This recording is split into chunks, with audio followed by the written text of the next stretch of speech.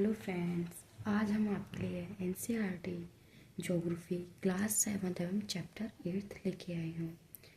Chapter first to 6 7 मैंने अपनी playlist में अपलोड कर दी है, आप जाके देख सकते हैं। चैप्टर 8 मानव पर्यावरण अन्योन क्रिया उष्ण कटिबंधीय व उपोष्ण प्रदेश अमेजन बेसिन में जीवन। यहाँ पे रहने वालों का जीवन कैसे व्यतीत होता है उसके बारे में बात करेंगे। आयतन के हिसाब से विश्व की सबसे बड़ी एवं लंबाई के हिसाब से दूसरी नदी अमेजन बेसिन नदी है। उष्ण कटिबंधीय प्रदेश कर्क रेखा व मकर रेखा के मध्य भूमध्य रेखा 0 डिग्री अक्षांश के 10 अंश उत्तरांश उत्तर में और 10 अंश दक्षिण के मध्य के भाग में भूमध्य रेखा कहते हैं। अमेजन नदी में सहायक नदियाँ मिलकर अमेजन बेसिन का निर्माण करती हैं। अमेजन नदी इस प्रदेश से होकर बहती है, पश्चिम में पर्वत से निकलकर पूर्व में अंध महासागर में पहुंचती है। ये नदी बेसिन ब्राज़ील के भाग में, पेरू के भाग में, वेनेजुएला, टेम्बोडोरा, कोलिनिया, वेनेजुएला के भाग में अपवाहित होती हैं। जलवायु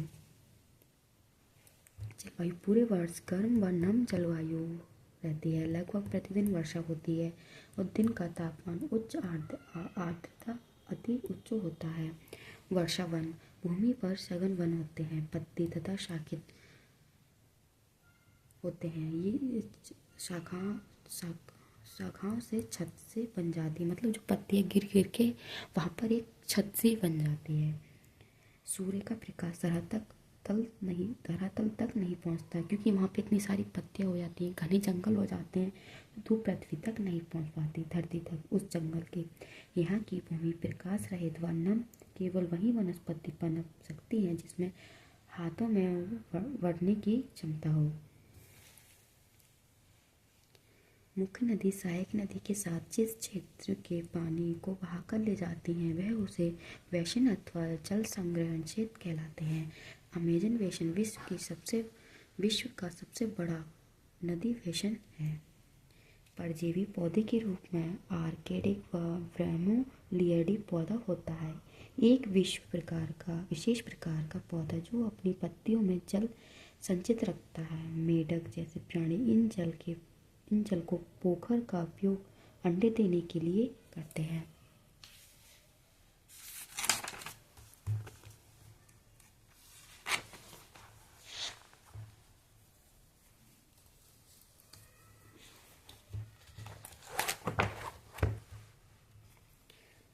वन में प्राणजात की प्रचुरता। टुकन, गुजन पक्षी, रंगीन पक्षपात वाले पक्षी पाए जाते हैं। बंदर, स्लाथ, चींटी खाने वाले टपोरी, सांप व सरीसृप होते हैं। मांस खाने वाले पिरोना, मत्स्य समेत मछलियों के विभिन्न प्रजातियां भी अमेजन नदी में पाई जाती हैं। वर्षा वन के निवासी यहाँ के लोग छोटे से क्षेत्र में वन के कुछ वृक्ष को काटकर अपना भोजन के लिए फसल उगाते हैं। वे टोपेका, अनानास, शकरकंद उगाते हैं। कीर्तन व दोहन कृषि पद्धति प्रयोग करते हैं। मुख्य आहार मोनियोक, कवास भी कहते हैं। ये आलू की तरह जमीन के अंदर पौधा होता है।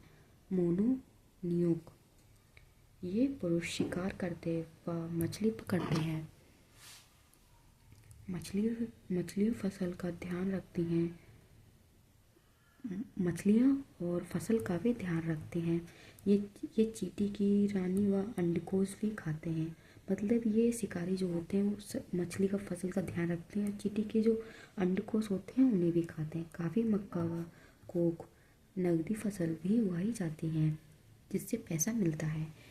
निवास स्थान वर्षा वन अत्यधिक मात्रा में घरों के लिए लकड़ी प्रदान करते हैं। मधुमक्खी के छत्ते के आकार वाले छप्परों के घरों में रहते हैं। कुछ लोग मलुका कहा जाने वाले बड़े अपरिमेट में रहते हैं। छत तीव्र ढलान वाली होती है ताकि वहाँ का जो पानी है वो नीचे आ सके। अमेजन बेसिन में आधुनिकता का प्रभाव। पुराने समय में वनों के अंदर पहुँचने के लिए नदी मार्ग एकमात्र उपाय होता था। 1970 में 1970 में ट्रांस अमेजन महामार्ग बनाने से वर्षा वन भाग तक पहुंचने में संभव हुआ। हवाई जहाज व हेलीकॉप्टर का उपयोग हुआ।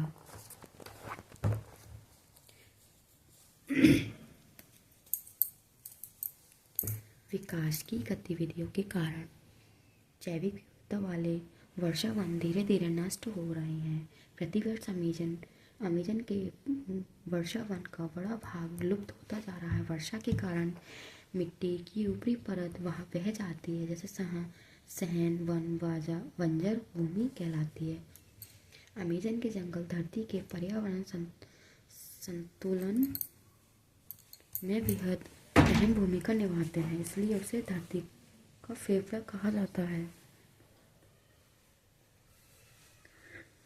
कर्तन व दहन कृषि पद्धति में किसान पहले वृक्ष व झाड़ियों को काटकर भूमि साफ करते हैं, फिर इनको जलाते हैं, जिससे पोषक तत्व मिट्टी में मिल जाते हैं।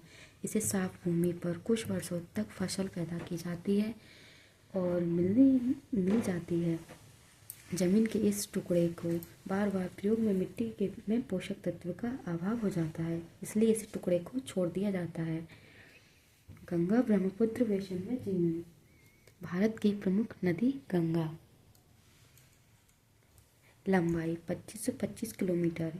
भारत में जो गंगा का जो जितना भी मैदान वो घेरती हैं, जितने में बहती हैं, वो 2525 किलोमीटर है और 14,000 किलोमीटर में इसका अगवा क्षेत्र बिहार में और यूपी में बहती है। ये गंगा नदी गंगोत्री हिमनद में है, हिमनद से निकलती हैं। वह अलकनंदा भागीरथी के नाम से जानी जाती हैं। घाघरा, सोन, चावला, गंडक, कोसी गंगा की ये सहायक नदियाँ हैं। ब्रह्मपुत्र की सहायक नदी दिहांग, लोहित, मानस इसमें प्रवाहित होती हैं। ब्रह्मपुत्र मानसरोवर झील से निकलती है। तिब्बत से लंबाई 28,800 किलोमीटर है। इसे सांगपो भी कहते हैं ब्रह्मपुत्र को।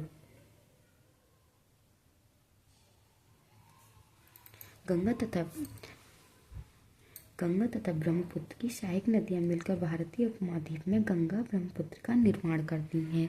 ये बेसिन उपोष्ण में 10 अंश उत्तर से 10 उत्तरी दक्षिणांश के मध्य स्थित होती हैं। गंगा ब्रह्मपुत्र बेसिन की वनस्पति। गंगा ब्रह्मपुत्र के मैदान में सागवान, शाक, पीपल, उष्णकटिबंधीय पर्णपाती पेड़ पाए जाते हैं। मैदानी क्षेत्र में मैंग्रोव वन से घिरा है।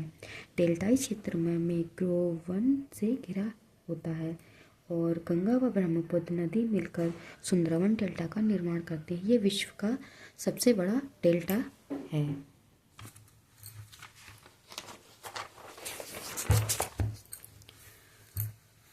गंगा ब्रह्मपुत्र बेसिन की जलवायु। गंगा व ब्रह्मपुत्र के मैदानी पर्वत व हिमालय के गिरिपाद तथा सुंदरवन डेल्टा इस बेसिन की मुख्य विशेषता है। गिरिपाद पहाड़ी इलाके के नीचे वाले भाग में पाई जाती है। मैदानी क्षेत्रों में अनेक चाप झील। यहाँ की जलवायु मानसून है। गंगा ब्रह्मपुत्र बेसिन के बसावट। देव ढलान वाले पर्वतीय क्षेत्र बस्ती के लिए प्रतिबल हैं।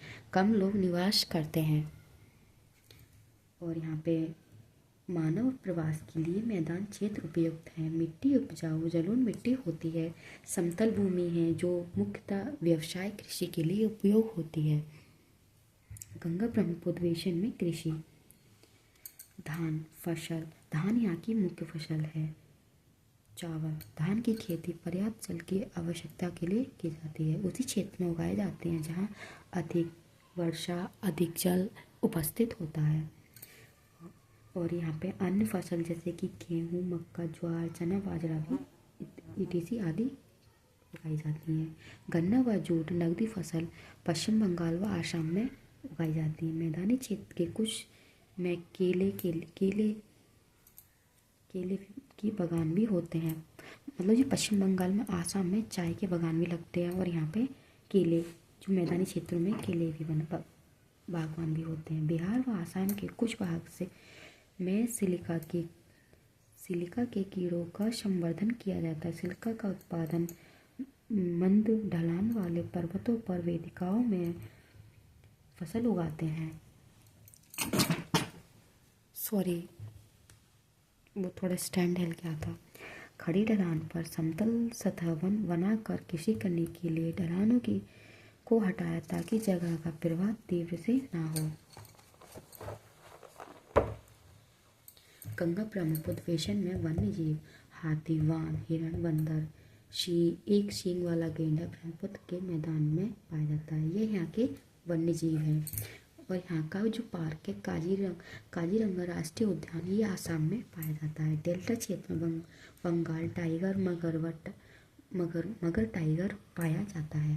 जलीय व जीव रोहू, कताल, हिलास मछलियाँ को लोकप्रिय प्रजातियां हैं। मतलब यहाँ पे अधिक से अधिक लोकप्रिय प्रजातियां पाई जाती हैं। मछली व चावल लोगों का मुख्य आहार मतलब भोजन है।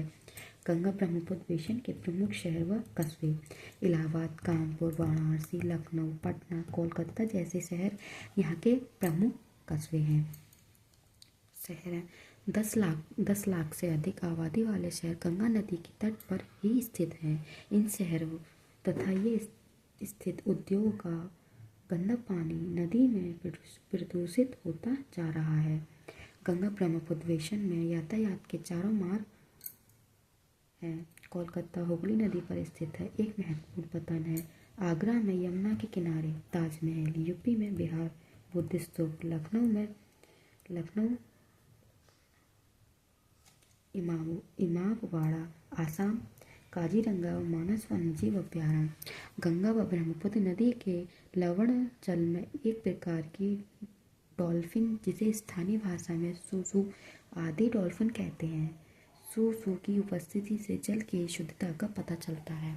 फ्रेंड्स, आप सभी लोगों को नोट्स कैसे लगे कमेंट सेक्शन में बताना। वीडियो को ज़्यादा से ज़्यादा लाइक करना, शेयर करना और सब्सक्राइब करना मत भूलना।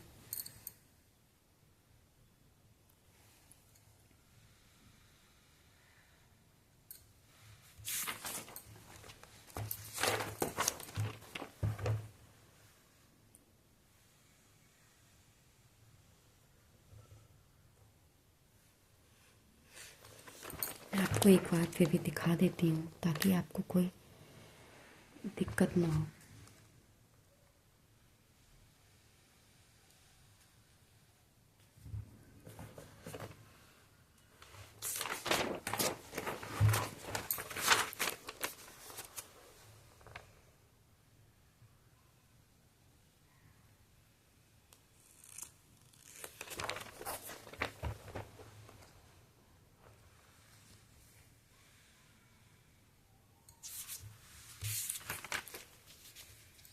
फ्रेंड्स, वीडियो को ज़्यादा से ज़्यादा लाइक करना एंड शेयर सब्सक्राइब ज़रूर कर देना।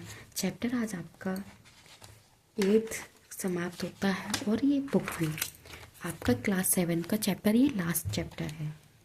और फिर थैंक यू।